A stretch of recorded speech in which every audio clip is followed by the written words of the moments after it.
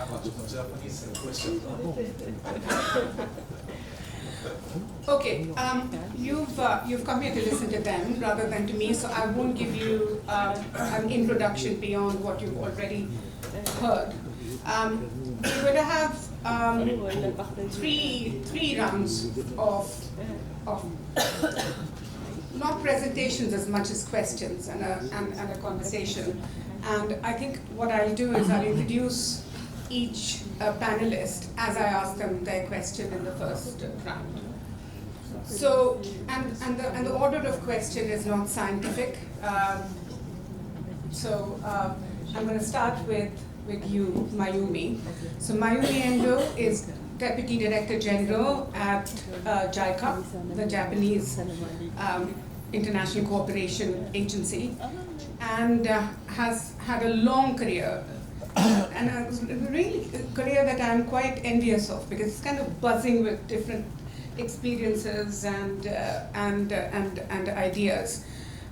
Most recently, she's been several years at the OECD, and therefore has first-hand observed the way the conversation has shifted within the OECD DAC, and as they try to find what their identity and role is in a very, very volatile context.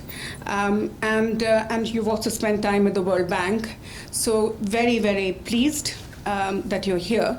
And my question to you, Mayumi, to begin this conversation is that you've looked closely at the way Japan has taken and adapted ideas from outside its borders for its own development.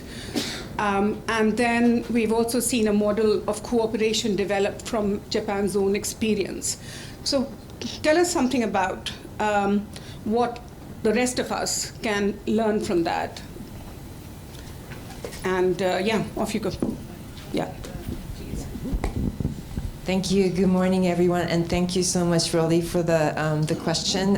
It's wonderful to be here with so many people who care about how economies achieve inclusive growth through learning.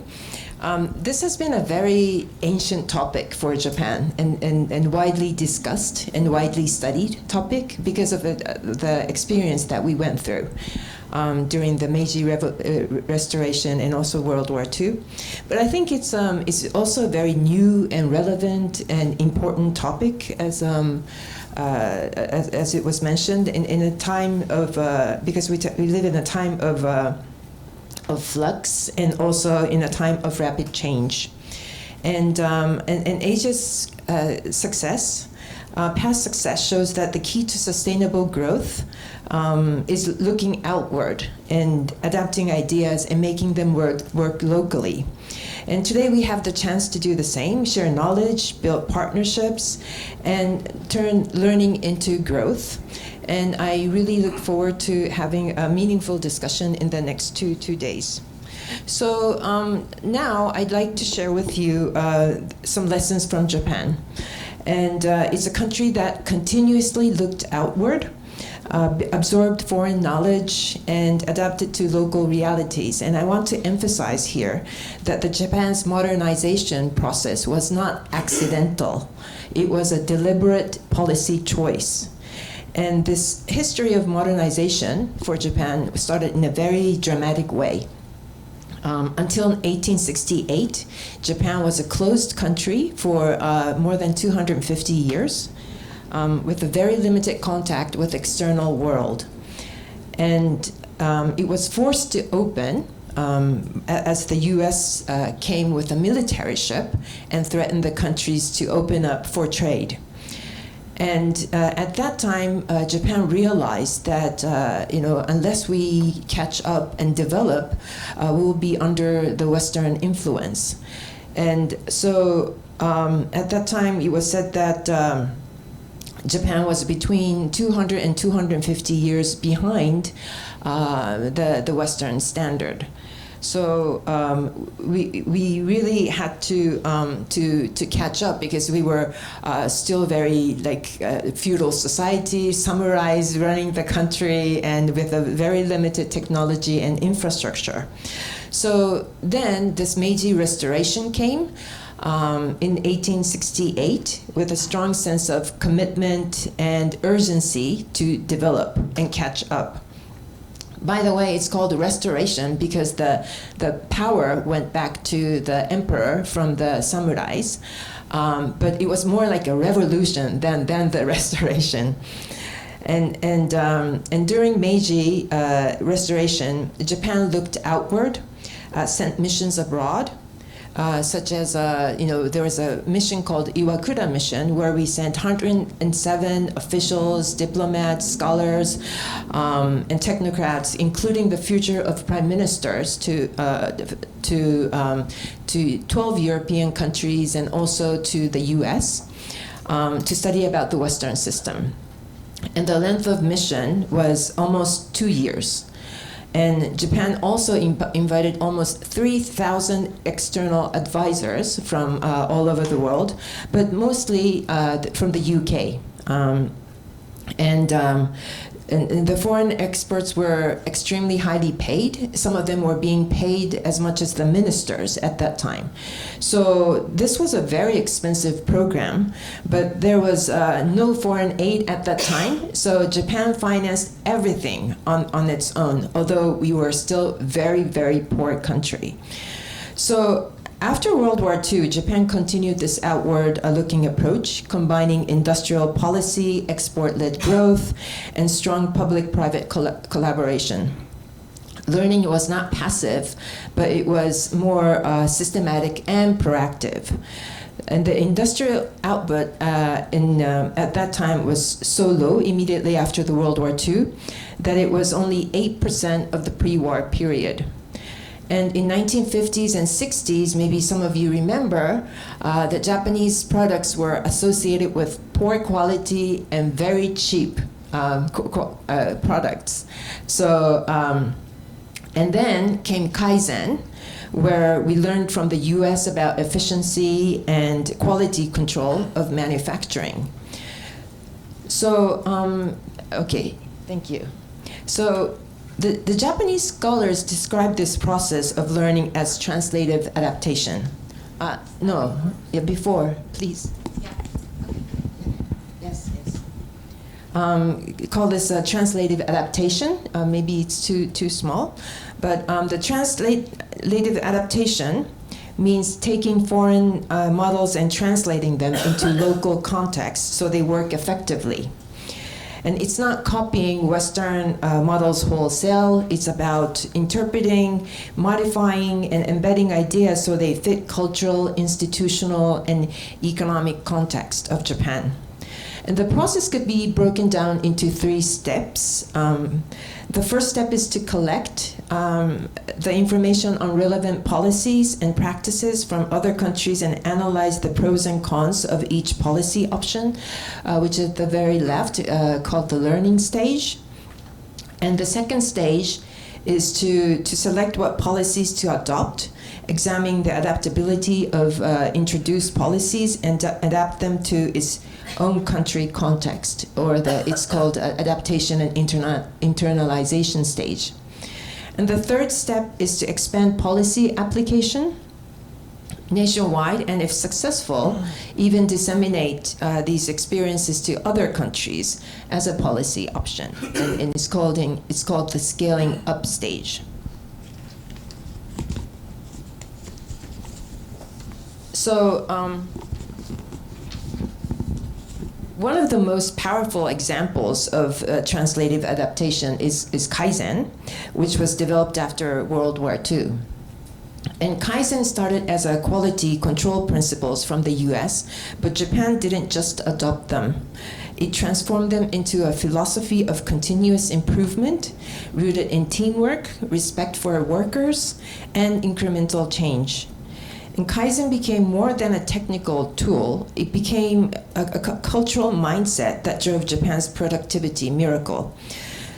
By the way, Toyota, a car company, which is well known, also adapted this Kaizen method and also combined with a supermarket management system from the US and came up with their own Toyota production system, or better known as just-in-time production system. And this is a translative adaptation in action, learning, reshaping, and creating something new that fits local realities. And Japan now shares Kaizen worldwide through ODA and trains managers and engineers in Kaizen principles.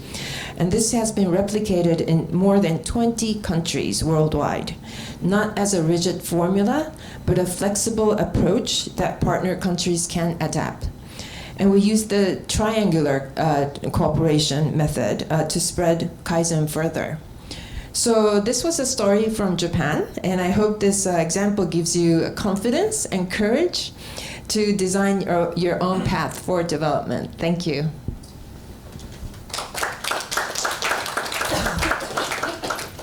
Thanks, Mayumi. I think it's always so much better when you can actually make it real rather than always talking conceptually. So thank you for that. Right, so next we have Jing. Jing Gu, who is director of the China Center at the Institute of Development Studies, Sussex, and also a professor at the China Agricultural University, where actually the study of development studies in China was invented, was set up by somebody we both know very well. And Jing has done pioneering research on China's outward-looking reforms and the way China's development diplomacy has also developed over the years. So thank you for being here. Now, you and I first worked together when I was living in China. And when I was first posted to China, this is 2017, the first thing any senior official would say to me in every meeting was, just to make it clear, China is still a developing country. So we don't consider ourselves donors, we don't, and what we do is nothing new. We've been helping other countries with our experience and in other ways for 70 years. I mean, this is 2017 and we've seen that develop over time into the establishment of SIDCA, the Development Cooperation Agency, into the China Global Development Initiative, the China Global Governance Initiative, and so on. So from your experience of studying and working on all this, how do you think the way China has learned from other countries impacted its own domestic development and has in turn helped shape its model of international cooperation on these issues?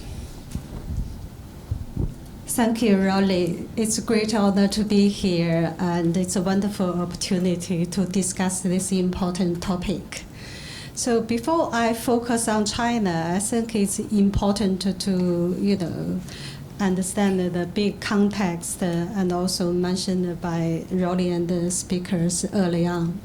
So we are meeting at a very interesting time. We are trying very hard to redefine development, to rethink about the possible pathways to an inclusive development. So China is an interesting case. To some extent, this question is understudied. How do countries actually learn from each other, and what kind of knowledge and data inform this learning process? I think I need to stress the importance of reliable data or trusted data, because this is a big issue in the learning currently. So the reason China is a very interesting case because it sits intersectionally between the domestic transformation and the international engagement. So first, the impact of economic globalization in the last 30 or 40 years should not be undermined. So in this context, China actually, as all of you know, in the 1970s, China was much poorer than low-income countries in Africa. But today, China is the second largest economy. So what happened to China over the last 40 or 50 years? This learning process, quite often be reduced to a slogan, China model. But what I would like to argue here is there's no China model. this is just, some Western scholars' way of describing a phenomenal change, but there's no China model. So let me highlight the 3 features of China's distinctive learning process. First, China stood on East Asians' shoulder, but through selective adaptation and domestic innovation. So it's kind of experimentalism. The reason I said China stood on East Asians' learning shoulders, because Chinese policymakers studied their neighbors' development learning journey.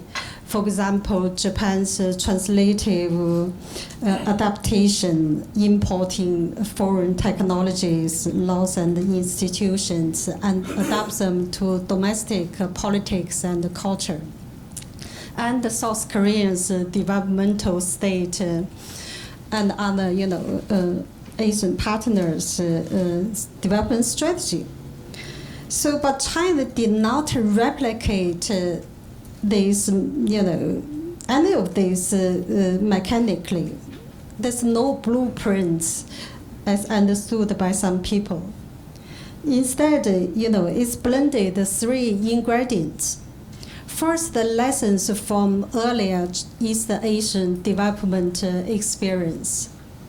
And then the institutions from the command economy. So, and also a new market system. So it's a hybrid of those 3 ingredients. And also the importance is actually the willingness to change and the capacity to adapt to change. This is really important, especially at the top level. And secondly, China's reform were driven by what we might call guided experimentation. So it's not a top-down model. The central government set very broad goals, but it left a big space for the local officials and local practitioners and business to work out the how. So it's really, not a very much, top-down approach. Some experiment works and been scaled up, but others quietly disappeared. So in this sense, China's learning is really like there's no perfect plan, more like an evolutionary process. So the third is and this connects directly to the issue of knowledge and data. Much of the most interesting learning in China is not visible in standard indicators, I have to say. At the moment, a lot of the most interesting learning and change in China, like a live streaming village and digital cooperative, future village, those interesting development doesn't really show up clearly in those big statistics. And so let me give you some quick examples. For example, in a county in Henan province, young people returned from the cities and began using the technology like live streaming platforms to sell agricultural products. So within a couple of years, village incomes had multiplied. New forms of collective organizations emerged around logistics, branding, and online training. Yet, if you look only by GDP, only at GDP by sector or formal employment, those categories, very little of this show up. So the development is real, but the data framework does not fully capture it. So this is a problem. And also in Zhejiang's Future Village initiative, the rural communities are experimenting with smart governance, digital public service, and low carbon design. So policy teams learn from grassroots innovations. Urban planners borrow ideas from rural cooperatives. So it's a two-way learning loop, not a simple top-down model. In many places, especially at the provincial and the local level, how can we develop this two-way learning loop? It will be critical. So development is driven not only by capital and policy, as showed by China's experience, but also how we know what is happening, and the issue of data and knowledge exchange. Again, the most important knowledge is on the ground, generated through concrete local experiments, and is why particularly reflected in conversation those why particularly is not reflected in conventional statistics. So it's essential to understand what actually works. Finally, how does this shape China's knowledge development policy today? So when China emerges abroad, much of what what it offers is not an abstract doctrine, but practice that emerge from these experimental pathways. So this can be, some scholars call this kind of like do as I do diplomacy. And that can be very attractive, especially, when combined with finance and technology. However, it also raises questions. The condition that enables China's provinces, such as these future village initiatives and live streaming platforms, do not automatically exist in other developing economies. So we need to be realistic about how can we use this method, or how can we adapt it in the other developing economy, the reality. So my last point really about the value less in a China model to copy, but more in a China method. This selective adaptation and domestic innovation, and experimentalism at home. So looking forward to the discussion. Thank you, Jing. There's some really valuable big ideas there. And so many of them would merit a conference by themselves. So it's a big challenge we have here to cover, but I'll move right on to Ashok Lavasa, who has had a long career in public service, first as a senior civil servant in India. His final job was as head of the finance ministry in India, the finance secretary, and he was also election commissioner, one of 3 election commissioners of India, which organizes 5-yearly and also annual elections, if you like, in subnational level for over 600 million voters.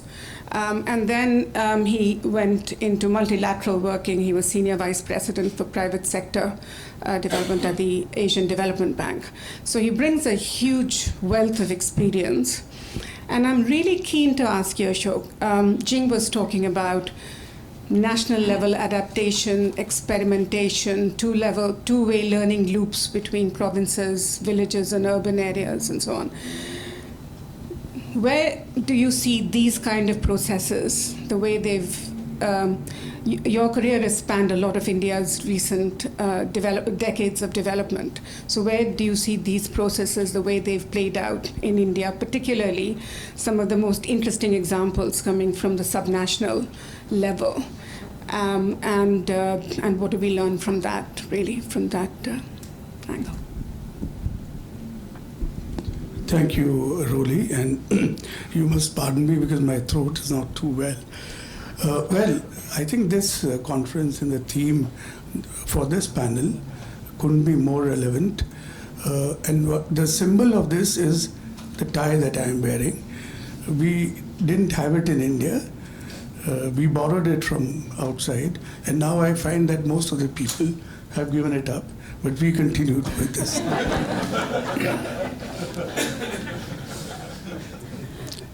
But that having said, I think much before the tariff and migration issues influenced the movement of men and material, fair movement of men and material, India had a long tradition of people going outside for trade, for cultural activities, and also receiving people from outside for education, for trade, in their quest of wealth, in their quest for power.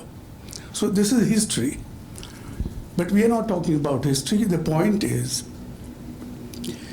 that this transaction of ideas between nations or countries or societies has taken place for a long time. It has influenced societies, and it has shaped the way societies have grown.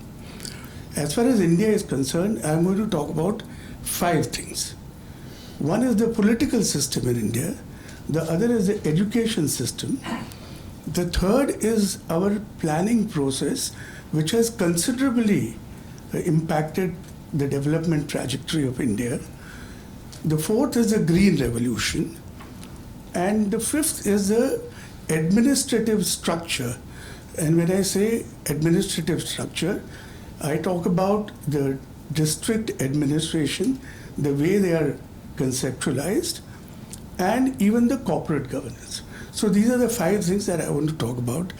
The emphasis clearly is that, as I said, this movement of ideas and knowledge is a historical process. It goes on, it influences societies, it will continue to do so till governments decide to hamper it. Now, take the political system in India. We adopted in 1947 and in 1950, when India became a republic, a model of democracy which we borrowed from outside. And large part of our freedom movement was shaped by people who studied abroad. And they influenced or channelized this urge for independence that people had within India. So we adopted a model of democracy, which we call the Westminster model. But we brought a very fundamental change, and that is that we introduced universal adult suffrage from day one in a country where the level of literacy was 15%. And there were huge diversities in terms of language, caste, religion, whatever. And that political empowerment of people has substantially influenced the way India has grown. That is point number 1. Point number 2 is that even the education system that India has today is, to a large extent, something that was introduced almost 200 years ago by Lord Macaulay. A lot of people find value in that system. Some people deride that system. But the point is that what it has done is it brought about a phenomenal knowledge of English to India. And even though the English that I speak and the way you speak English might be different, but it has helped India to integrate with the global economy and the global systems. However, after independence, the powers that be, they decided to set up the Indian Institute of Technology, again with the help of foreign countries and the Indian Institutes of Management. And the manpower which is produced in these institutes, a lot of them go abroad and contribute to the economic development of those countries as well as India. So that is the second point as far as the education system is concerned. The third point is about the planning process. In 1950, when India became the republic, we borrowed the Soviet model of 5-year plans. And it was a federal plan, a central government plan, and similarly, the number of states, today we have about 28 states in India and some union territories. All states were also asked to make these 5-year plans. The central theme of these plans, apart from many other things, was that the government occupied the commanding heights of the economy. So there was a lot of stress on public sector. This was not a homegrown model. And in 30 years' time, or 35, we then went into liberalization, privatization, globalization, again influenced by a lot of economists who had studied outside, but they found a political resonance in the country. And the state of the economy required that we changed direction and change character. So that was the third big influence on the Indian economy. The fourth thing really is the Green Revolution. Some of you might know that when India became independent, and almost till 30 years after that, we were a food deficit country. We used to get a lot of food grains as aid from the US and PL 480. And the popular saying in India was that India lives from ship to mouth. The moment the ship arrives at the port, the grains are offloaded and supplied to the people. That was a popular saying. In the 70s, when the Green Revolution came, it was literally the seeds of Green Revolution came from outside. But from laboratory to land, it was taken by Indian scientific manpower, supported by government schemes. And it succeeded because of the toil and commitment of the Indian farmers. Today, India is hugely surplus in the production of food grains. So that is the fourth example. And finally, as far as the governance system in India is concerned, the way in which our districts are figured, the administrative system is figured, is a direct inheritance from the colonial system. We have a permanent civil servant who heads the district administration. The elected bodies, even till today, subordinate to the district head. That is the system we borrowed, but we introduced the community development model where we divided the districts into development blocks. And it is these development blocks which integrate rural development and substantially carry forward all the elements for rural development. Now, finally, the point about the corporate governance. Even the corporate governance models, especially when we adopted the accounting standards from outside, the oversight standards from outside, and the easier compliance of tax mechanism. I can say this because I was associated long back when I was in the finance ministry. This easing or simplification of tax compliance, not the taxation structure, tax compliance mechanism came through a foreign aided project. And this has substantially eased the way Indian corporate governance works. So the point that I have made, I try to highlight is that yes, it is inevitable that ideas will be borrowed from abroad. And by the way, In none of these, the Bretton Woods institutions were involved. So that is the important point. It happened despite the existence of many of these multilateral, bilateral agencies. It was country-to-country relationship, individual to individual, academia to academia relationship. But it was successful because it was localized and adapted to suit local requirements. Thank you.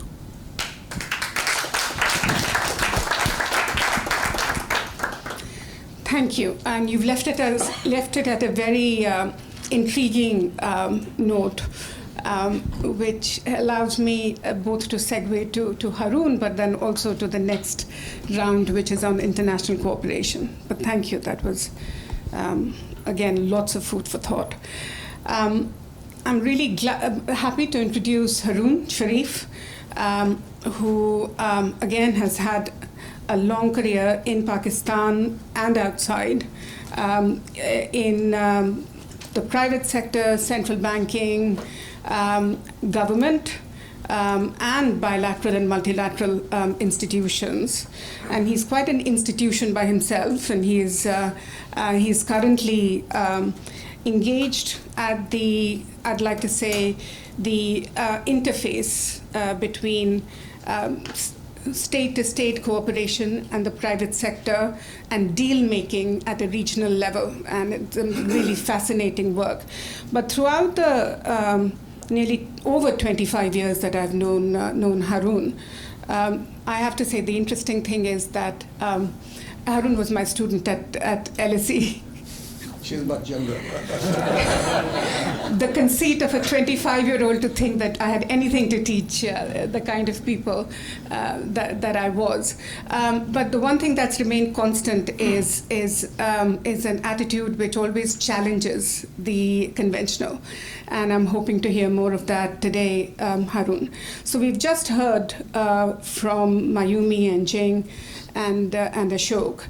And Pakistan, which obviously was created at the same time as India became independent, has also borrowed from, if you like, or learned from different external models, external partners.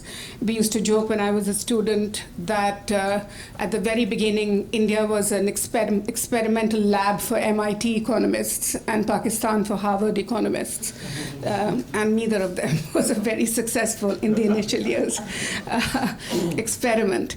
But how do you think, what have been the successful and not so successful aspects of the way Pakistan has worked with different external, regional, through regional partnerships, investment frameworks, donor relationships? What do you think has worked, not worked so well? And what does it tell you about the way this whole process has evolved? Well, thank you very much, Rolly. Very good morning to everybody. I hope everybody's woken up. So when I got an invite from Professor Rolly, so I had immediately I said I must go there. So I had a competing invite from Doha Forum. So I basically refused the business class ticket and everything and I decided to come here. But I'm very pleased to be here. But only this morning, Doha guys told me that on my panel, it was on economic diplomacy. So Hillary Clinton was there. So I missed meeting her. But I'm sure I'm meeting more important people than Hillary. From my learned colleagues, it's always a pleasure to speak about a topic this important. I think Mr. Ashok has given the history which resembles Pakistan's because both countries had the similar model, but there are a few differences I would like to highlight. Pakistan opened up much earlier than India did, and perhaps opened up far too much, which we are trying to now fix it. Pakistan is a country which hasn't optimized its economic, potential for a variety of reasons. It has been subject to all kind of geopolitical and climate and other shocks over the period. There is, our geography itself although it should have helped economically, it became a center of geopolitics because of the Cold War and Afghan War, and so the conflict has been a common feature which has not helped people-centric growth in that region. Pakistan opened up a lot to ideas, right from starting from the colonial background with the British, as the education system and everything, the planning. I'm glad that India decided to close down the planning commission. Pakistan still has a planning commission that does centralized planning, although those days are gone. So we started borrowing ideas, till, let's say, I won't go deeper in the history because my discussion would be more applied in the next 5 minutes or so. What can be done? I have stopped using very fancy development jargon, unfortunately. So no transformation in my speech. It will be brick by brick transition, which I sell these days. More realism in the discussion. So Pakistan borrowed a lot of ideas, mostly from countries, and Pakistan, in fact, was a leader. Mr. Manmohan Singh actually used to consult its counterparts in Pakistan when he was opening up to the agenda. There was, a discussion at the top, and then, due to very intense geopolitics, that communication started, disappearing. That's the time in 80s when Pakistan became a haven for multilateral lenders. It's one of the best borrowers in the world. And then the lending brought in lots of ideas and, so-called policy advice and everything. So that has been one top feature. Country has gone through 25 IMF programs. And frankly speaking, nothing much has come out of it, other than just temporary relief to pay our bills.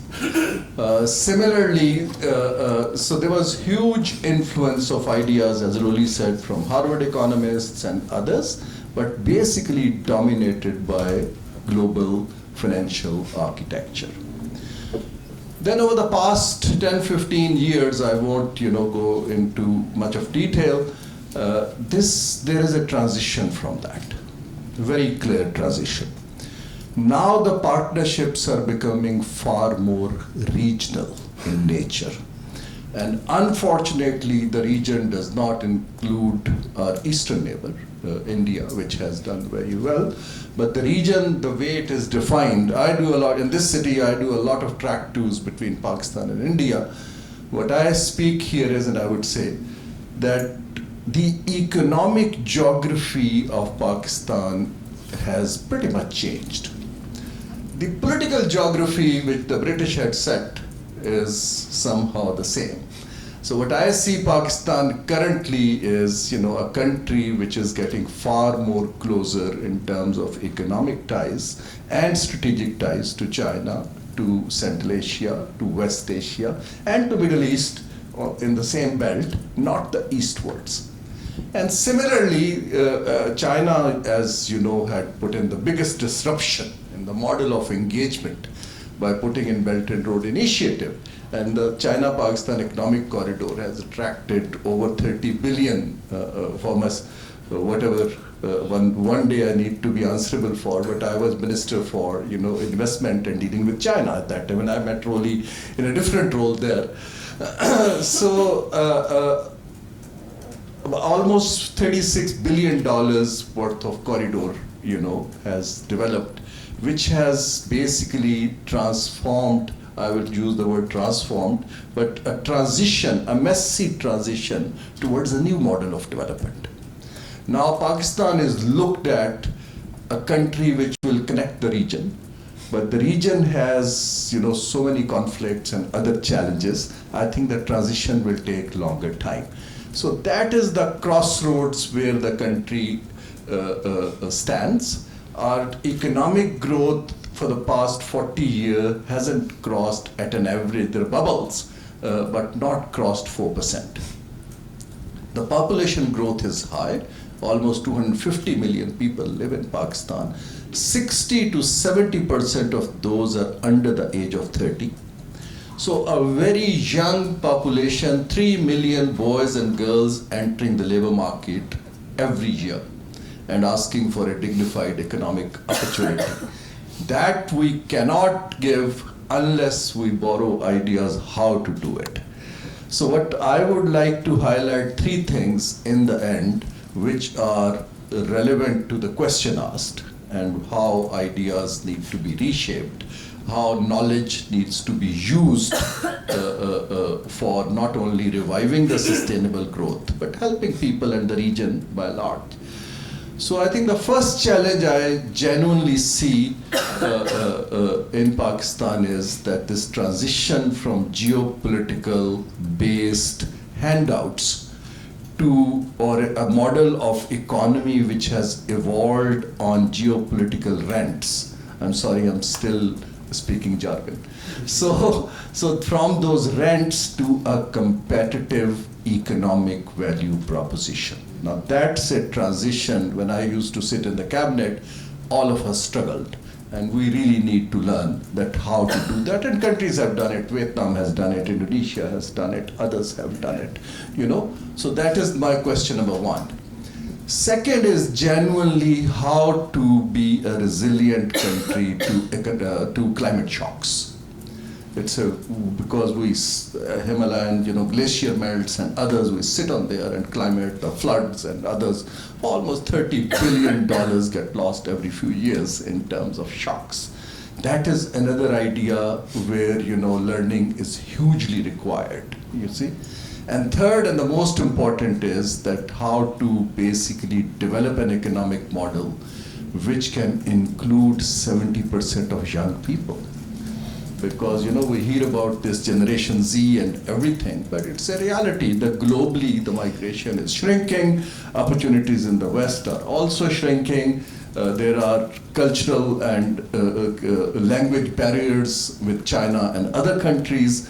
There's an English-speaking workforce, looking for opportunities, and that's, for any politician or any policymaker or civil servant, that is something at the heart of it, I would take, how much time do I have? I'd take 1 more minute if it's okay. Now, mostly knowledge we have gained so far stops at analysis, okay?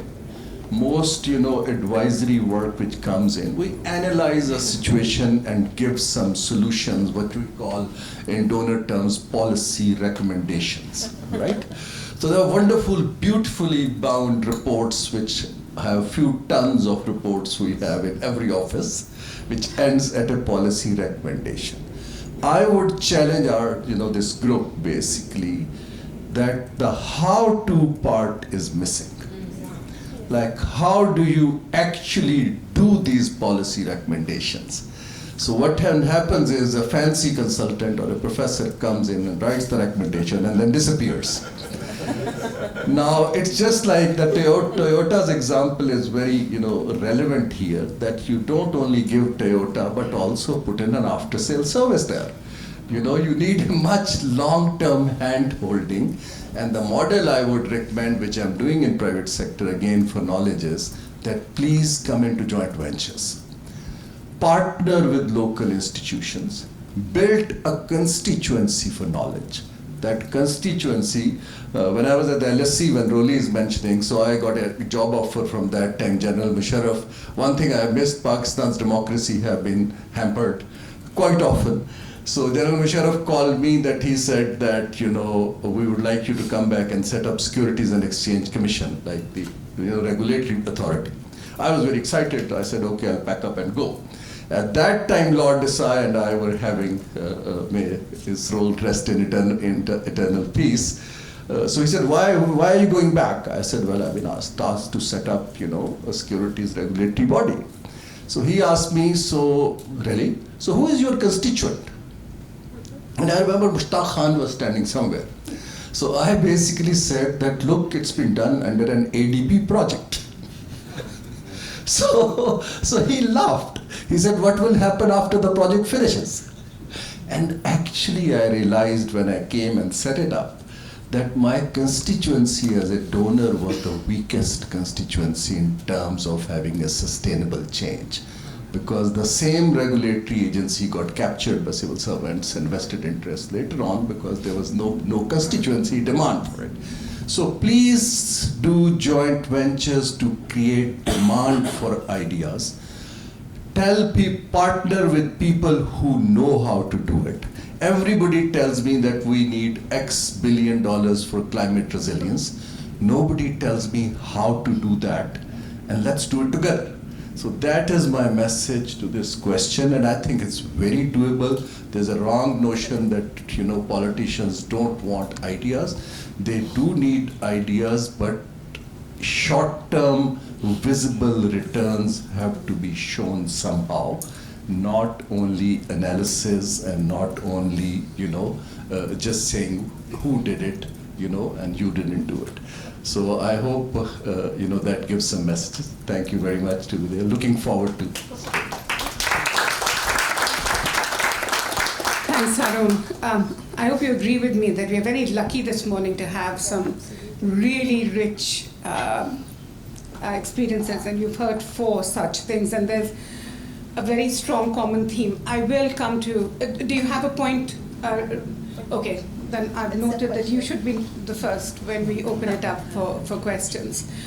But even in my head, there are a million questions that I'd love to ask. But right now, I'm going to introduce Ayumi Konishi. Ayumi is not here with his Japanese citizen hat on. He's here with his multilateral citizen hat on. Spent 32 years at the Asian Development Bank. And has now helped to establish and embed the Multilateral Cooperation Center for Development Finance, which is a multilateral cooperation platform of IFIs, which is housed at the AIIB. I'm really keen, Ayumi, to hear from you the kind of bird's eye view you've had of Asian economic development over a very interesting and eventful 32 years, and the way those insights from Asian experiences has fed into first the AIIB, but really into the MCDF, where knowledge sharing platforms are a key part of the MCDF's mission, but not in a pure sort of very traditional capacity building way. It's very much a part of, as Harun was saying, related to investments and so on. So over to you. Thank you, Robbie. And it's also my great honor and pleasure to be here with you all. Actually, even before the Asian Development Bank, I was with the UN system for 7 years. So I've been getting this international payroll for over 40 years. And that's why whenever people ask me, what nationality, I say I still carry Japanese passport. But then I feel shy, shy to say that I'm really a good Japanese. Anyhow, as Rolly asked, this question brings me back to my very early days in ADB career. At that time, in my 30s, I was a project economist responsible for education sector. I worked on the higher education projects in different places. Okay, why I ended up getting higher education projects was very simple. That the whole world was talking about education for all, importance of primary education. So nobody really interested in picking up higher education. And as a young economist, I said, okay, if I can be a team leader, task manager for those projects, I'm really keen to support that. And I still believe though that for knowledge transfer, idea transfer, from whichever the country to other countries, the role of higher education institutions should never be ignored. One of those, the project I worked on, for example, in Indonesia, in late 80s, early 90s, Indonesia's higher education system at the capital level, central level, is rather well developed. University of Indonesia, Gajah Mada University, ITB Bandung, Institute of Technology of, Bandung, they are first-class universities already at that time. But then what Indonesia was struggling with was really to bring that knowledge or the, let's say, wisdom for development to local areas. Indonesia is a huge country, but then, the thing is, the Jakarta administration had to, basically keep telling the local universities just to copy what has been developed in the capitals, which didn't work. So, we came up with, scheme to let the local university professors work with the local business community, local politicians, really to come up with the local solutions themselves. And that sort of scheme became very popular in early 90s. Talking about higher education in early 90s, I also helped the higher education reform in Papua New Guinea. Papua New Guinea in early 90s, 75% of the budget was coming from Australia. Now, at the PNG University of Papua New Guinea, the 90% or 95% of the teaching staff were all Australians. And they were only teaching Australian curriculum. So the project basically was to start introducing the element of localization, well, to make university system, higher education system in Papua New Guinea to fit better to the local context. But actually, that night before that project was supposed to go to ADB board for decision, I got a phone call saying that, Ayumi, sorry, that item was pulled out from the board agenda, because of some political interference or positions, and it took me 7 months to revive that project back to the board agenda, and at the end, that project was approved. And so I still believe, really, for us to talk about introduction of knowledge, ideas to other countries, the starting point got to be the higher education system in different countries. Point one. Point two, that actually the discovery of knowledge, by multilateral development banks. Since I'm an old man, I have to say that it's not really, the new in the sense that actually it was around turn of the century that if you remember that the World Bank president was Mr. Wolfenson. He did many things for the world, but not just to the World Bank, but to the entire development industry. The focus on primary education, care for the social sector was one thing, but then also made knowledge as a core mission of multilateral development banks. That's what President Wolfenson has done in Asian Development Bank. The 2002 reorganization. Before 2002, ADB, basically was organized in such a way that, one side has the operation coordination, country programming, that kind of, planning was one side, and then the other side was a project department. There was no focal point for knowledge except economics department, where Ganeshka came from.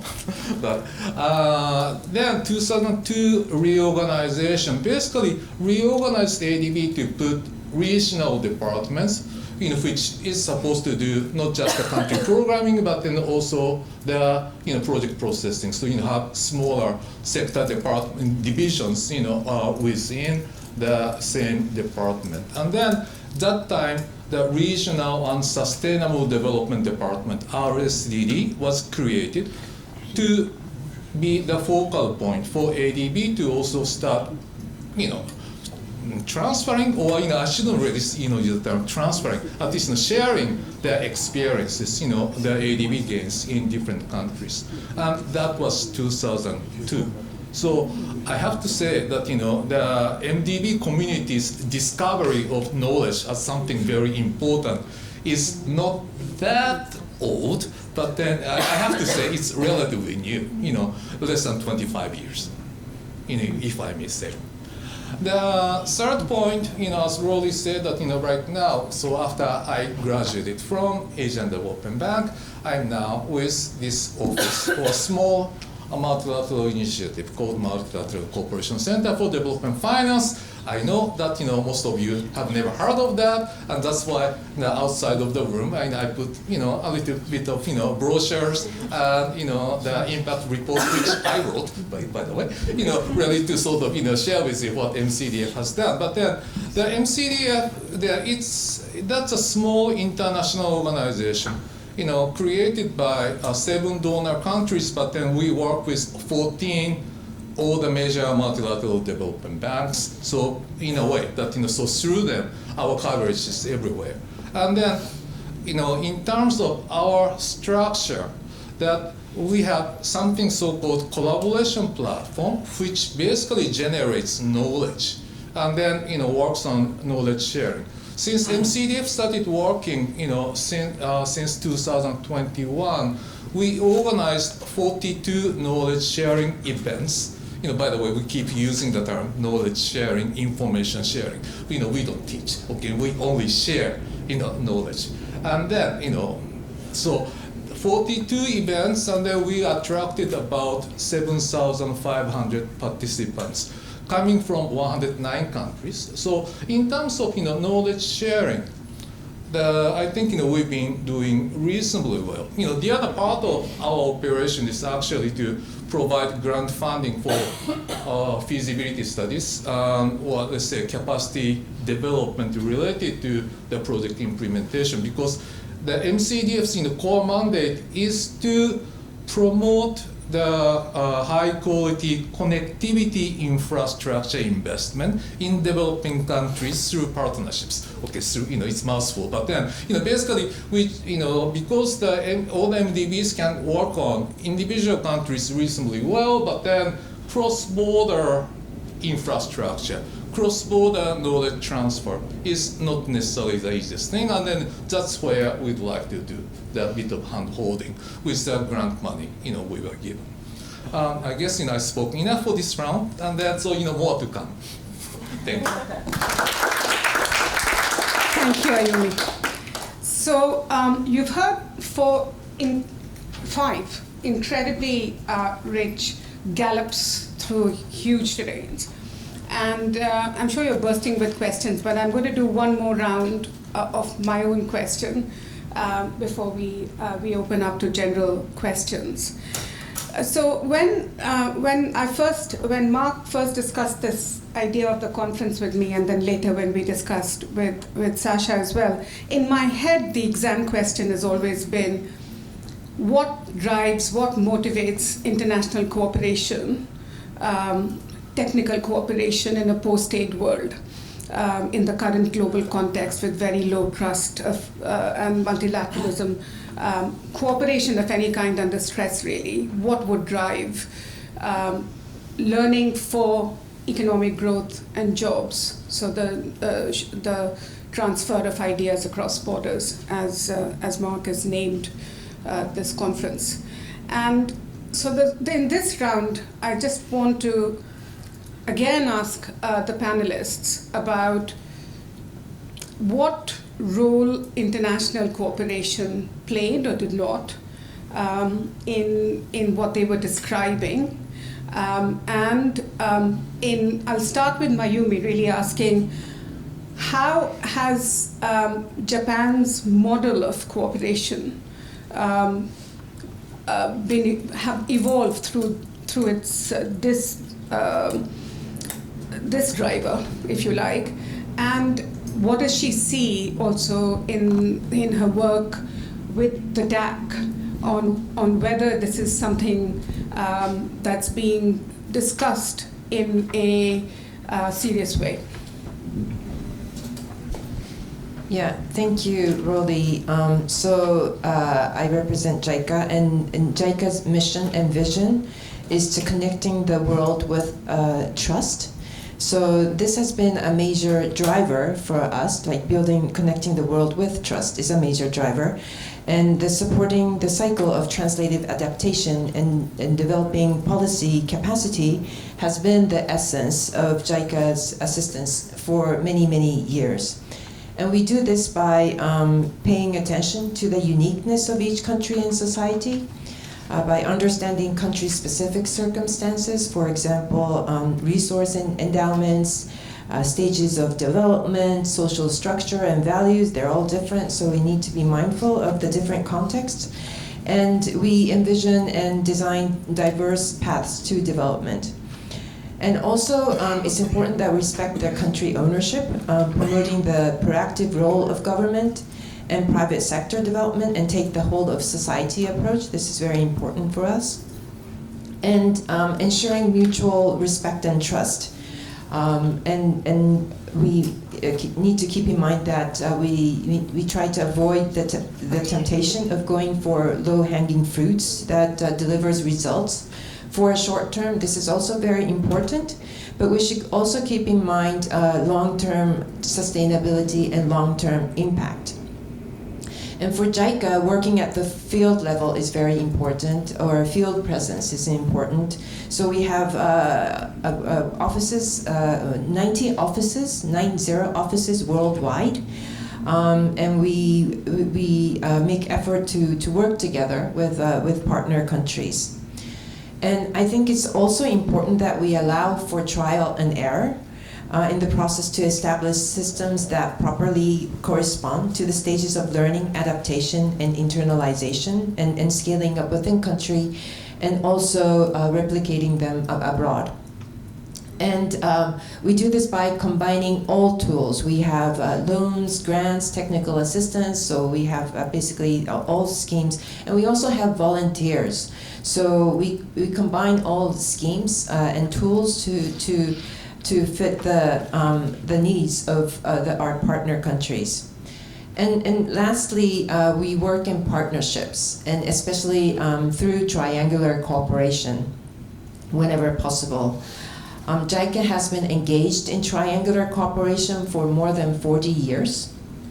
And up to now, over 90,000 participants have joined JICA programs. And it's proven to be a very effective tool in learning, in providing participants more diverse development and options. But we now call this triangular cooperation a circular cooperation, because this is becoming more multi-layered, co-creative process where all participants learn and teach from each other on an equal footing.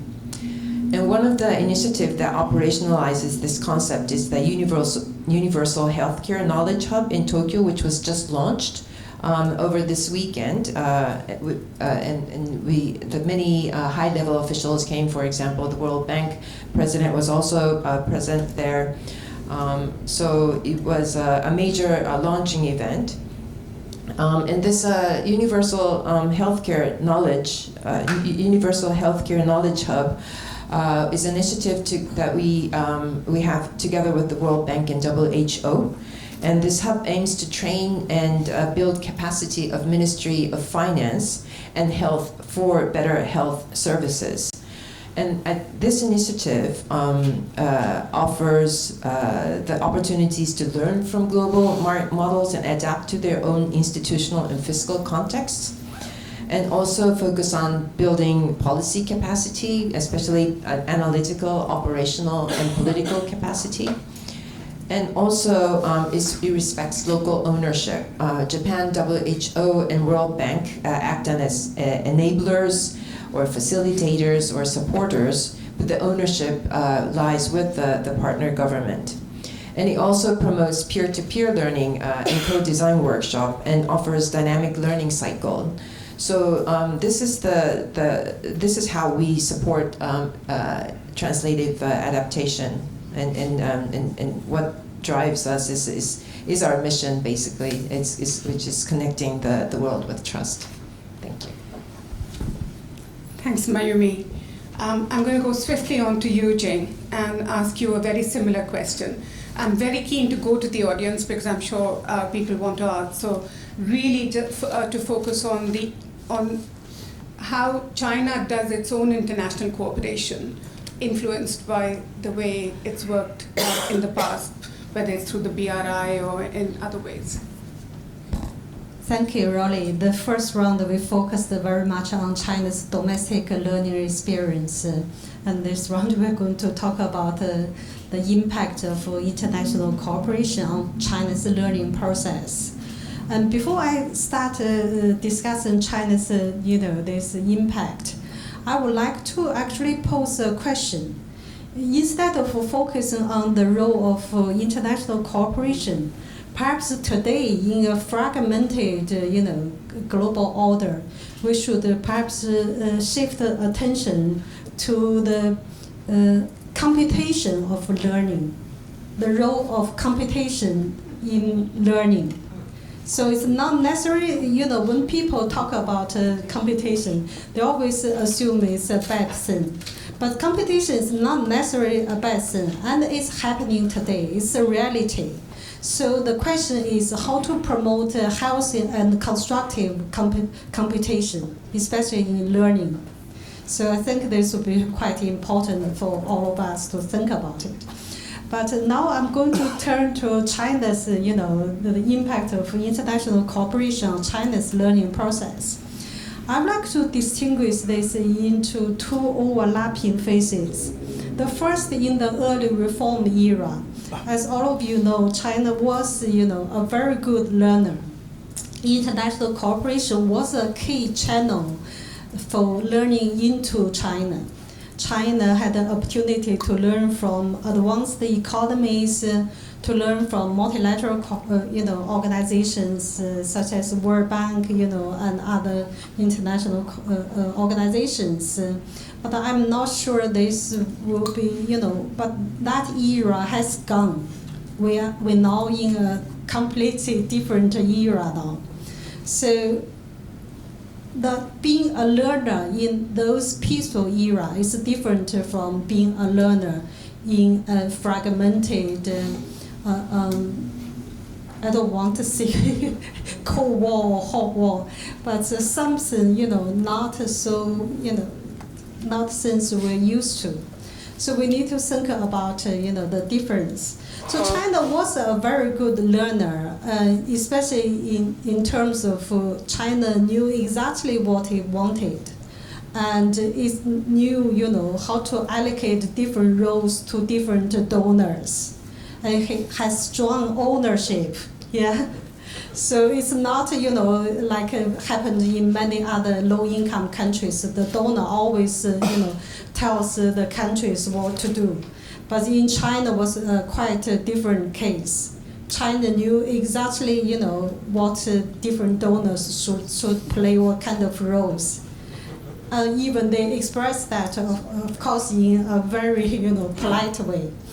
But so this is really important learning experience in the first, phase of the impact of international cooperation on China in the early reform era.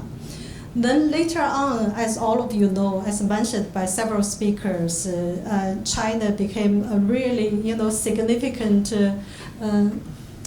player in the South-South cooperation and the learning process through the Belt and Road Initiative and other initiatives.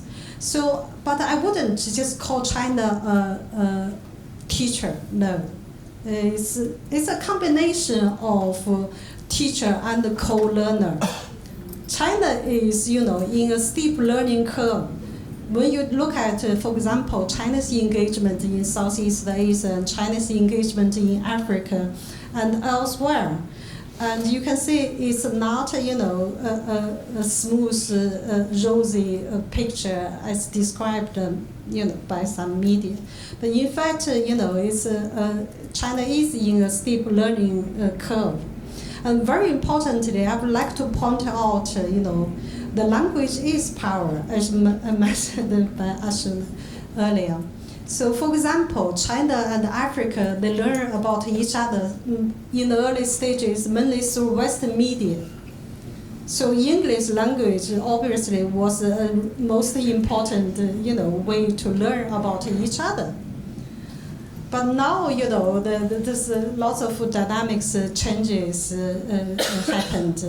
So the China, for example, the communication between Chinese managers and African workers normally through sign languages and also local Chinese dialects like Shandong province dialects, etc., and English. So it's a hybrid of all kinds of tools. But this,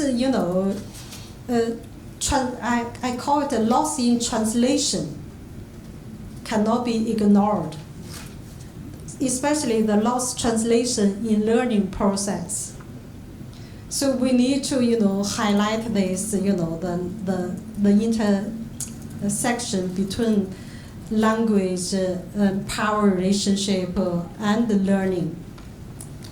So my last point is really about, the international cooperation helped China learn. And now, China's cooperation is part of how the world learns. So the question for all of us is how to turn the computation of different development models and learning models into a healthy, constructive computation in learning. Like who listens better and share data more openly and co-design solutions that actually fit realities in low-income countries. Thank you. Thank you, Jing. I think you see a pattern emerging here of co-learning, co-creation, co-designing, learning being a two-way loop. Those of us who've been teachers in past lives, I'm sure Ratin will back me up, is saying teaching is never a one-way thing. You always end up learning from those you're supposedly teaching. So I'll move on to you, Ashok, now. And countries the size of China and India may have some way of telling external partners, donors, what role they want them to play. China did that successfully. And you were in the finance ministry, I think, at the time that India asked a lot of foreign donors, bilateral donors, to leave, and only 5 remained. So I'd quite like to hear from your experience of how India has used international cooperation in this way, and then how is that influencing India's own cooperation with other countries? So I think I would like to build on the point about competition in knowledge, which she raised. Because after all, let's not forget that knowledge is not static, and it is almost always contextual. So if the development space in the world or development playground of the world is now the least developed countries or the developing countries, then clearly the question arises whether the models that have been followed in the past, I won't say models that have succeeded, because they have created their own set of problems. So the models that have been followed in the past, are these the models that the countries which are now developing should follow? And clearly what we see in a country like India is that we have learned from others and we have synthesized that into the local context. And what we are in turn including as a part of our bilateral cooperation in the other countries is essentially on what we have learned and what we have developed. So I'll give 2 or 3 examples, basically from the power sector and the environment sector. If you look at the power sector, India's power sector after independence was vertically integrated in the sense that all arms of the business were combined into one entity, and all these entities were owned by the government. And incidentally, some of you might not know that electricity, when it came to India first time in 1897, 50 years later in 1947, when India got independence, the total installed capacity of electricity in India was 1.3 gigawatts. 1,362 megawatts of electricity for a population of 330 million people. But the coal that was being extracted from India was far in proportion to the electricity we produced. And by the way, out of this 1.3 or 1362 megawatts, only 800 was thermal. The rest was hydel. So the point I'm talking about the power sector is that this unbundling of the power sector came to us through knowledge transfer by knowledgeable people from the World Bank and others, and we unbundled. Earlier, it was technology transfer for creating generating stations and, of course, setting up the transmission infrastructure. By the way, that still continues in terms of renewable energy, because now we are talking about storage and resilient grids, etc. All these technologies are either at an experimental stage or they are not easily available to developing countries. So that power sector learning has come from outside, adapted to local conditions. The power situation in India has improved, not yet satisfactory. Per capita consumption of electricity, 16 units in 1947, has now become 1,300 units. But it is 1/3 of what is consumed in China and 10% of what is consumed in the OECD countries. So that is power sector. Also in the environment sector, we have taken a lot of standards from outside, energy efficiency, building codes, etc. We have borrowed from outside. We are trying to adapt it to local conditions. The procurement policies, by the way, have considerably been improved and made more transparent because of the interaction with international donors. So these are all the positives, and I can give several examples of the way we are focusing on the National Hydrogen Mission in collaboration with a foreign donor, the way we are talking about plastics and other fields of environment, again in collaboration with foreign donors. They are restricted to this particular area and largely contributing to setting up of standards and creation of institutions. Now, as far as India's own transfer of knowledge is concerned, we don't say that we are transferring knowledge, but I do believe that while a teacher may not think that he's a teacher, a student should always feel that he's a student. Only then he can learn. So that spirit of transferring is basically following this. And whatever we have a technical cooperation program in which India obviously cannot transfer too much of capital because we don't have that kind of capital. But our bilateral and triangular cooperation is all centered around, let's say, the digital infrastructure that has been created in India is unparalleled. And the amount of digital transactions that take place in India, I think Ratin may know the statistics, I don't know, but now virtually nobody carries cash. Even if you go to a street vendor who may be doing business worth $10 in a day, he doesn't accept cash.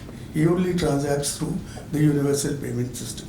So this digital infrastructure and the UPI models that have been created, they form a substantial part.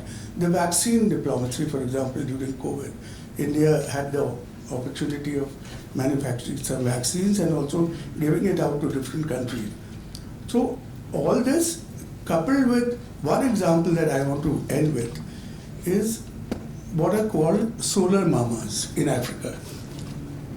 These are ladies who have been trained by an organization, a non-government organization in India, run by a person called Bankar Roy. And they started what was known as the Barefoot College of Engineers. And these were basically people who went village to village and created capacity in the village women to assemble solar panels and to look after and repair and do minor repair jobs on these solar panels. This model has worked very well in the last 1 decade, and they have taken this so-called knowledge and skill to countries in Africa. And recently I read a wonderful report on how these ladies in Africa are called solar mamas. So these were some of the examples. World Bank, incidentally, has been supporting many African countries to come to India and look at one, the skill development aspect, and the other is the farmers' insurance schemes that have been launched. Thank you. I'm really sorry I'm having to hurry all of you, but I've got very limited time. We'll go to 45, Rolly. Okay. Harun, you've worn both the donor and recipient hat, and you've seen both bilateral and multilateral relationships from both sides. And now you're working in a different way in terms of regional partnerships. So again, I'm asking the same question to everyone on this: is what have you seen as the good and the bad of international cooperation, and what works?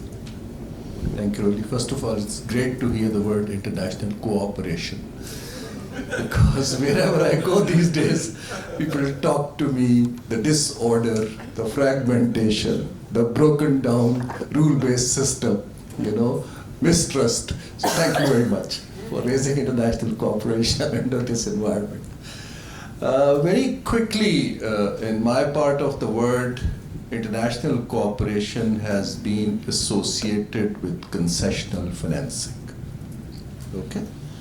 Now that the second part is disappearing, so can knowledge alone open up doors of cooperation is the question I think today all of us are grappling with. The good news is that the region I defined in my earlier talk, region has a lot of liquidity. Okay? There is lack of knowledge to convert that liquidity into private capital. Okay. So now, for instance, there are three words I hear in the region and the richer countries like Qatar and Saudi Arabia and others, that how can we de-risk our global investments? So de-risking post-COVID and post whatever is happening is something which people are looking to diversify. China, through Belt and Road, is looking to diversify. Their tool has been of international cooperation, infrastructure development, partnerships to go in. But all these infrastructure partnerships and all this capital which is looking for a house to go, there is one missing stream, is local knowledge. I challenge people when I go to Beijing very frequently and China, honestly, with all this whole Western media crying the bilateral strategic alliance of China and Pakistan, Chinese don't know the names of 10 Pakistani cities. When I speak to Pakistan, we don't know the 10 Chinese cities. So knowledge, huge knowledge gaps actually exist, So what I'm highlighting is that for the knowledge partnerships, one needs to venture into area of a little, a new thing to consulting and partnership work, the non-traditional partners, the sovereign wealth funds, which have the capital, the powers who are building this infrastructure but don't know how this connectivity will work. I was World Bank's advisor for regional connectivity for God knows 7 years. We are still struggling that connectivity is a means towards a goal, but connectivity itself doesn't give jobs to people. Now that's the knowledge gap I'm identifying. I was speaking to Michael Spence, who's at Stanford, and he said that AI will destroy or shift the economies in 10 years. So I said that if you were advising somebody, what would you advise? He said, I don't know. So if a Nobel laureate does not know, so I think the idea is a partnership of mutual learning to make it happen. And for that, I would again say that please, in international cooperation, Pakistan is looking at the regional now partnerships, the Global Development Initiative, Global Governance Initiative, the Saudi Vision 2030 has come into play. It's not linked with concessional money anymore, but it is linked to private investments now. You see, that's a shift which I see very clearly. So we used to speak the Dona jargon, then we started learning Chinese, now we are learning Arabic. So the question here is, that's the international cooperation world we live in. But honestly, the gap remains on the how part. And the how part can only be done through partnerships with people who have done it, rather than just preaching that this is how they did it. Bring the practitioners on table, lower down from changing the word to certain transactions, I would again say. And those transactions will rebuild the confidence and critical mass bottom up. That's the change I see in international cooperation in Pakistan. Still, we are looking at geopolitical rents, but we have seen that that does not last very long. Thank you. That's amazing. Ayumi, very finally and quickly, how do you see the evolution of Asian-led platforms like MCDF influencing international cooperation on learning for growth going forward? Really, again, let me just combine the stories of my ADB days and then MCDF story. Because those two are actually related very much. That the story of my ADB days. Towards the end of my career in ADB, I was responsible for China account. And the challenge basically was to justify, respond to this question: why is ADB still lending to China? China is rich enough. There's no point in ADB lending to China. And then that those days, that's, as Jens has said, one of those things is actually by lending to China, ADB is gaining very important lessons. We learn a lot by lending to China. There was certainly one aspect. And then we also actually not just argued, but China also put in a trust fund money in ADB called Regional Knowledge Sharing Initiative, RKSI, to share the development knowledge China has gained through ADB assistance with other countries. RKSI, and that program is still going on, after 10 years, and actually, one time it was about to be killed. So I'm at least proud that I kept that particular program as one of the key part of ADB China partnership. So that time, basically what we wanted to make a case was that we're not really talking about lending borrowing relationship, but then we are really creating more sort of mutually beneficial partnership. Okay, now ADB happened to have a little more, little capital here, but then actually compared to what China has, ADB's capital is just so little. So then, we were just using money as a conduit to promote the partnership more than anything else. So, that was RKSI story I wanted to share first. Now, MCDA, as I said, to a great extent, that the design of MCDA really sort of, was based on our, ADB World Bank experience in working with China.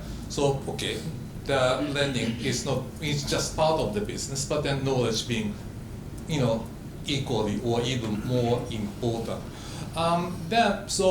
But as I shared that, MCDF's experience in knowledge sharing, okay, that at least we recognize that, we are a South-South collaboration model. So which is a little different from sort of, the G7-led organizations preaching or advising what is good for other countries. So as we do the knowledge sharing, basically it's really the experience sharing exercise. That this year we have, we run a workshop series. Okay, this is a remote class. That the PPP hot topics. Nowadays everybody wants to talk about PPP. Everybody wants to do more PPPs. Partly because that governments really don't have much money to put in the infrastructure any longer.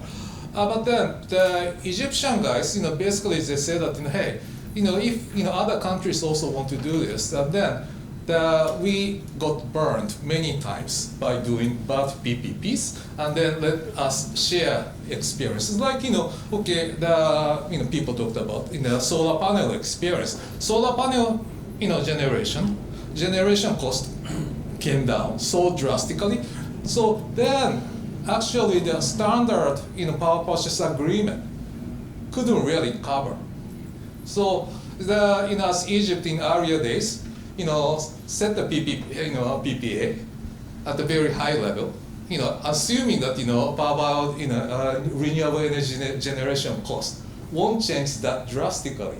So the Egyptians feel that they got burned, and then so now they wanted to share how to do PPP transactions better in this changing context. So that kind of this spirit of mutual learning or sharing experience. So that's why I personally feel very shy to use the term teach.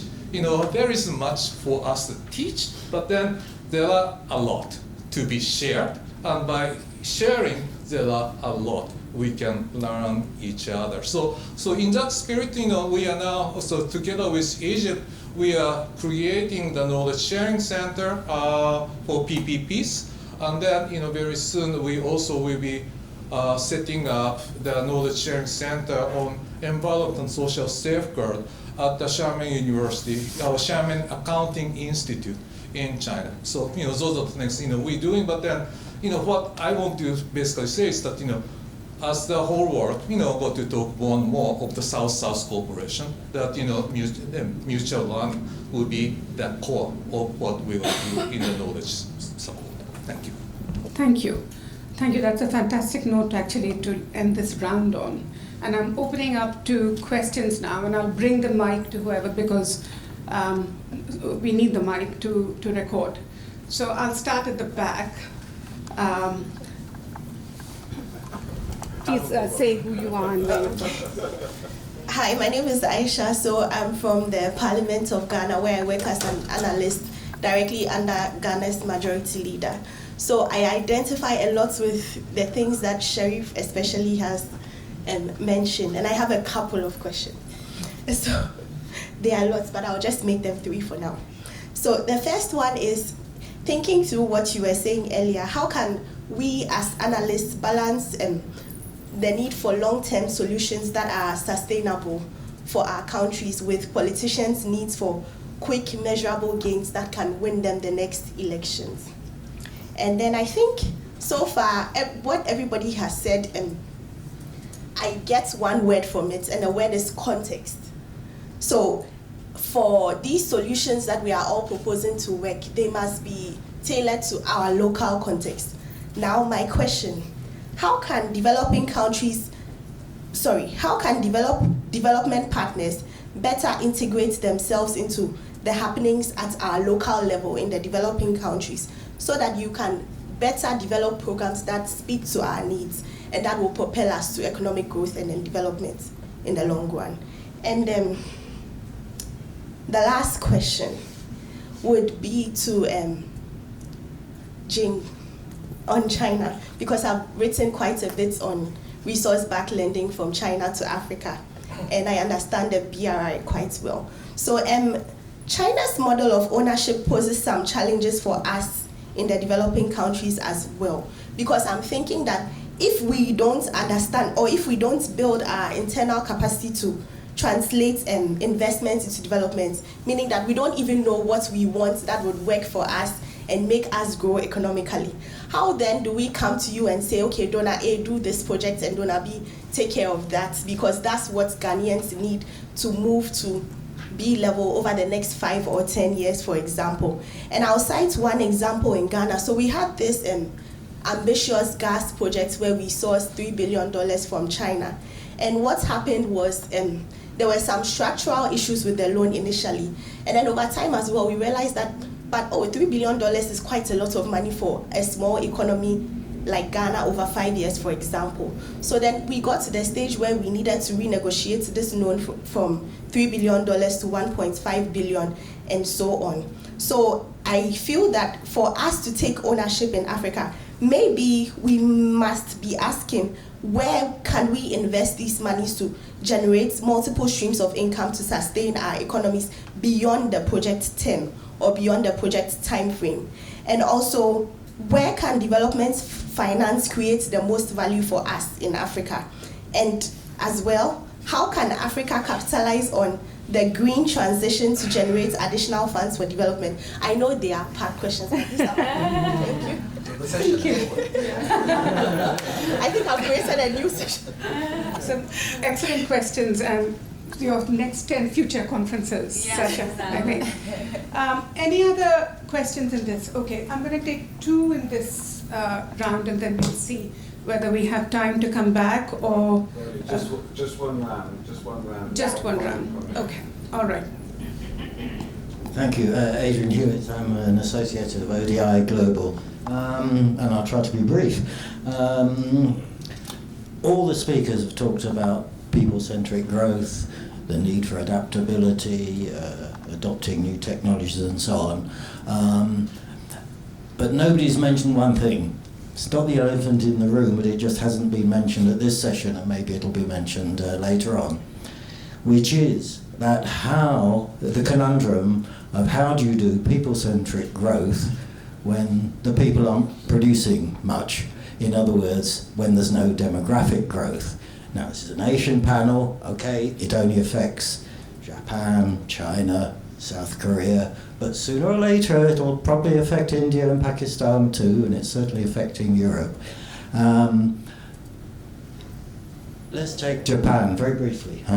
There are whole suburbs of Tokyo that are only inhabited by old people, and what they've done is adapt the suburb, the structure of the suburb, the things that work in the suburb to old people. But the thing about old people is they don't consume very much. They consume different things, but they don't consume much overall compared to the general population, and they're not very adaptive to new technology, as I even myself know to my cost.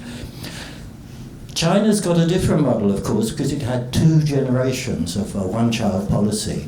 When that ended, fairly recently, suddenly one discovered that the mothers were quite comfortable with a one-child policy, so they're still not producing lots of children. And so you've at least had now almost 3 generations to adapt your own policies to dealing with a population of we're all getting old, but I mean increasingly old people in your population. So maybe there are really good lessons to be learned from China, but I'm sure Japan and other countries have lessons too. Thank you. Thank you. And finally. Thank you. So my name is Chen Jian. I work for the United Nations Economic and Social Commission for Asia and the Pacific. So I'm very glad to hear this panel because I think it's timely. We just had an analysis on this future of economic growth in our flagship publication. What we found was that half of the countries in the Asia Pacific region, which is the fast growing region in the developing world, that half of the countries here are actually falling behind, further behind the global productivity and income frontier at the per capita level. And only a third of the countries were meaningfully catching up to the United States as the benchmark of the global frontier. So I think this is timely. So my question would be primarily coming from the learner side. So if we observe from the history, so there are some maybe shared common features of the best learners. The first thing I personally observe is that the states played a very important role in deliberately helping the whole country to learn, especially for developing countries. Like in America, when it first got independence, there was the Hamilton Project, systematically bring in technology and engineering know-how and equipment from the British, and from the British side, it's quote unquote stealed from them. And in Japan, after the major reform, the first thing was the government sending a delegation to the West to systematically learn how the more advanced economies work and then bring the knowledge back. And in Japan, during the major reform, the bigger corporations was first set up by the government, then transferred to private owners. So that was how to kickstart the capital and industrial development.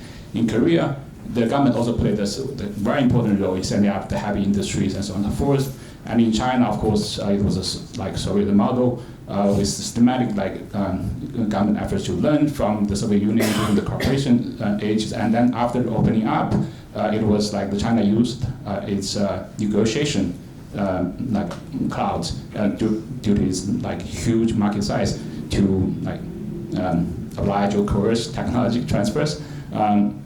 So it seems to me obvious that it's all state-led, and it's basically state took the initiative. That's one. The second, the same pattern. So what I'm just asking, like, what would be the take from the panelists on this? Whether it's still a viable approach for today, or things has fundamentally changed. This is very quickly. A second, I think, similar pattern was that all of these governments, except for the United States, were authoritarian governments, which like took initiative, telling the people what to do, and the people was told where to go, what to learn, and what to do, rather than the opposite. That normally we would feel that it's probably more bottoms-up approach, that the people want to learn and the government was only providing a supportive role. But it seems that the government was in the driver's seat. And even in the United States, it was not authoritarian regime, but it was like aristocrat democracy with voting rights only limited to the rich man, not women, no poor. And of course, it was also a slavery state at the time. So I just stop here. So I would like to ask, what would be your take on this in the contemporary context? Do you think this observation still hold? Or do you think it's totally irrelevant and we should adopt a new model, and what might be the new model? Thank you.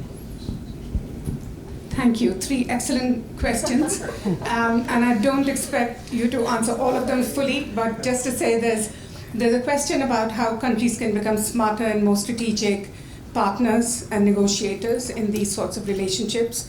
There's another question about the challenge of demography to what we've been talking about, and a third question about the role of the state and what does that look like. So maybe just combine it. I am combining it with conclusions, don't worry. 8 minutes, please. Not 8 minutes per. Yes, definitely not. 30 seconds each. Yeah, so do use your answers to these also to conclude, and to leave us with the one thought you think we should take away from this session. We don't have to stick to that order. So who wants to? Left to right. Okay. Your left. Okay. Mayumi. Well, thank you. Maybe I tried to answer some of them, the questions. So Japan now, I think if you look at the Japanese economy, we're not doing very well for the past 30 years. So the Japanese yen has depreciated so much that spending money in Thailand seems a bit expensive for me at the moment. So Japanese economy has been deteriorated dramatically. And I think now Japan can show a different model. We are now providing the future problems for the global society. For example, like you mentioned, aging is a major issue, and also like increasing public debt is a major issue. Our public debt is almost like 250% of GDP, so we're by far the highest indebted country in OECD. So I think we can provide like examples through our what we're going through now. For example, in demography, like many of the developing countries themselves are going through a rapid shift in demographics, especially in Thailand. Thailand is also facing a major aging population. So we're supporting or sharing, rather, not teaching, but sharing how we went through or how we are going through with this experience. So I think it always goes both ways, both teaching and learning, and it becomes sharing. So I think this is it will be a very important point for me. Thank you. Thank you. Okay, left to right. Thank you. The first point, I want to make is, as somebody who's been living on this international payroll for over 40 years, I certainly got to be an optimist, to hope for the better future among the countries. But I really mean it. That I was fortunate enough to observe several countries very closely, and we've been actually seeing whatever this swing in the policies and stuff. But then at the end, I do believe that we've been seeing good progress of many of those countries. So don't blaming any particular country right now, but then I'm personally hoping that things will get better. Point one. Point two, that I do not necessarily subscribe to this perspective that particularly China sort of the knowledge development was government led. When we think about many Chinese who have studied overseas and then have been raising kids overseas, many of these are individual initiatives. Also that right now, true that there have been greater state intervention in many industries, but then if you think about the development of the IT sector, fintech in China, it wasn't really the government-driven thing as such. And I do believe that in many countries, despite whatever the political regime, people have been trying to find ways to make better profit with good new technologies. Lastly, now adding on to my sort of optimism, I'm really hoping and counting on that new technology, including AI. True that there are certainly scary elements of AI coming into our lives, but then as somebody who used to work in the South Pacific, that there are a couple of terms I really hated, like capacity development, best practice. We can never build capacity. If we think that the development assistance can build the capacity, that's arrogance. That's an illusion. And then are there something so-called best practice? Actually, good practice. There are something we can consider as good practices, but then at the end of the day, we have to be talking about adjusting them to fit to the local context in any case. Now, I said that I'm very optimistic that that today's new technologies, that let's say for the South Pacific, where we really didn't have much hope as them being the tourist part of the whole world. Now I think that with new technologies, greater connectivity of those countries through the digital connectivity, I think we are looking at very bright futures through international cooperation. I still remember that back in 2012, when I went to Tonga to inaugurate the submarine cable day. They said that actually taking advantage of our location, we can also build the call centers in Tonga as the next generation of sort of an engine for the economic growth. I stop here. Thank you. So knowledge sharing, optimism. I will answer. Aisha was right? Yes. Try and answer. I think your question is excellent, very practical. We all live or have lived in an ideal world where we think that politicians should think long term, they should think about people, they should learn from best practices. And there's an illusion of international. I have been part of the international multilateral elite that we have seen many countries. In reality, we have seen few policymakers of those countries. So we really need to learn. That's the answer. But to answer your question, and very quickly, I think you need to play smart. When you say there is a conflict between a short-term political gain and elections versus longer-term policies, you need to build smartly a constituency that demands longer-term policy and has some influence on politics. But you need to offer some candy of short-term at the same time to your policymakers and decision makers. I quote my own example at the highest level since, for my sins when I was in the cabinet. The people who are your peer groups and partners sitting in the government are mostly taken for granted, no matter how high or how low you are. Somehow the decision makers like, big names. So whenever I told 20 times my Prime Minister that please tell people wealth creation is a good thing, he would say good thing, but he would not speak about it. Then I spoke to Mr. Mahathir Mohamad in his meeting that can you tell my Prime Minister this thing? Or Mohammed bin Salman. So they said that Mr. Prime Minister, open up your country to foreign direct investment, wealth creation is good thing. Even in the plane, he would start talking about it.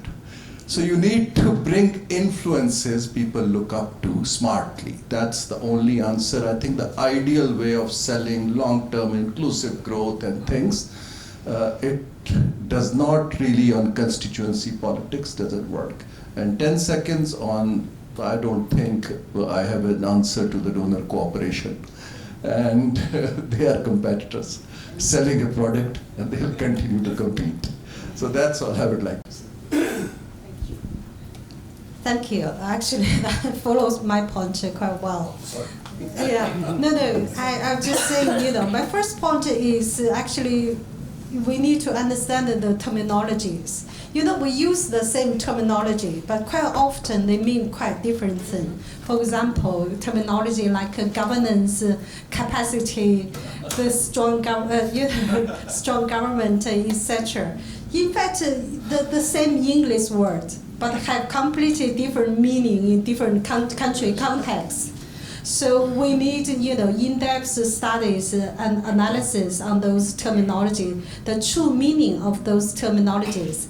My second point is very much on knowledge, power, and learning. So I think, we need to move. I know you like the word international cooperation, but we need to move from international cooperation to international competition in learning and in other, activities.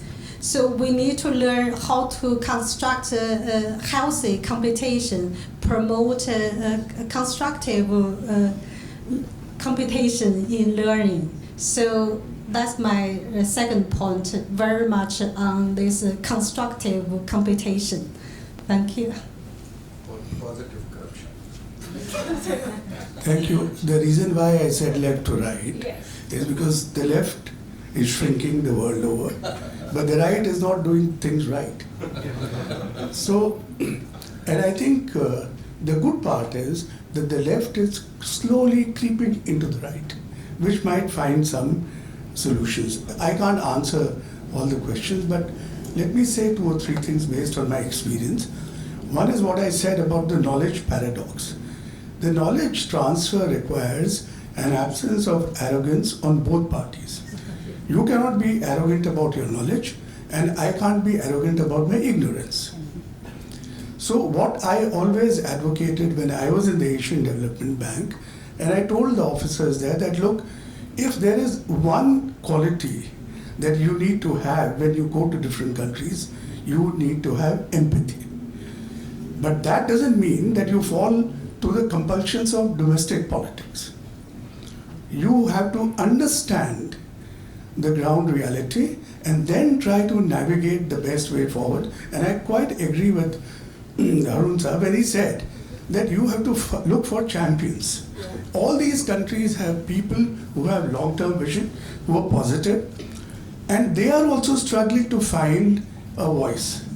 So if you can cooperate with them and build constituencies or champions or influencers, it is one way forward. The other thing is that I think I feel that we have to persuade the governments to unleash the energy and enterprise that people have. Their job is just to get out of the way to the extent possible, but maintain order. I think that is a very important point. The third is we have excellent examples of successful global cooperation. How did the world fight AIDS?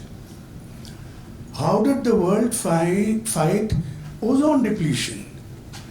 There was an architecture created which was helpful both for the countries which were required to take action and the countries that have had resources.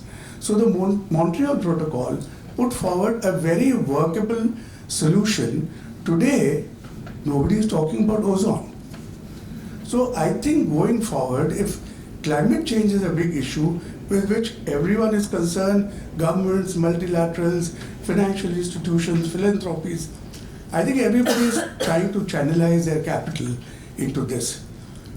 One unvarnished reality about the international financial institutions or multilaterals is that they have capital. They want to finance the transfer of technology from those who have technology to the countries where there is appetite. That is the unvarnished reality, and they want to deploy their capital for a fair rate of return. There is no international organization which says that I am willing to compromise on the rate of return because I value development impact more. I think the time has come where we have to look at capital and technology as a liability. If you don't deploy it in the countries where it is required, you will not get any rate of return either on your capital or on the technology. So let's sow the seed where the ground is fertile and do it in a manner in which you can satisfy the requirements of those constituencies. That doesn't mean succumbing to their pressure. Thank you. Thank you. I mean, that was an amazing set of thoughts. I just want to thank all of you for being so engaged and so open and really bringing so much to the beginning of this conference. So please do join me in thanking the panel.